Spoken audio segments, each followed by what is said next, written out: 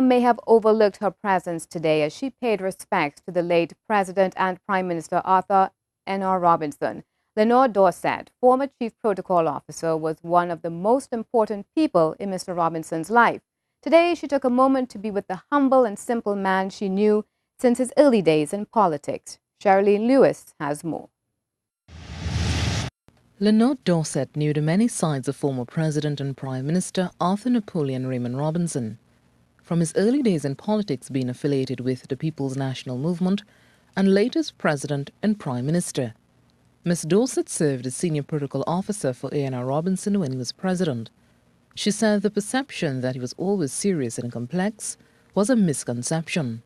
Miss Dorset was speaking to the media on the second day of the 5-day state memorial for Mr. Robinson. I thank God that he had the wisdom to understand. And what comes to mind is something which came up, I believe, in 1989, around the time when the West Indian Commission was being set up, and the thought of let all ideas contend. What remains with me was a humility that many may not have seen, and a simplicity, because he was not complex, as some people think. Ms. Dorset, who first served as a service officer in what was once called the Ministry of External Affairs, described the late Mr. Robinson as remarkable. Having come with Noah and the flood, I have seen many persons, and he was one of the remarkable ones.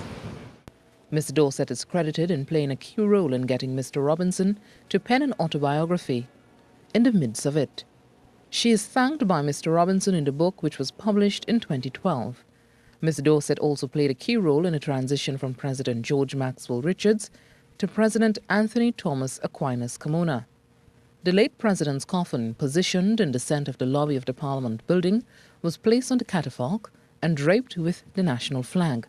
Mr. Robinson's daughter Anne Margaret, House Speaker Wade Mark, and President of the Senate Timothy Hamill Smith was also present today to greet those who came to pay their respects.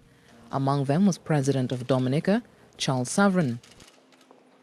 Several school children and members of the public also took the opportunity to say their goodbyes.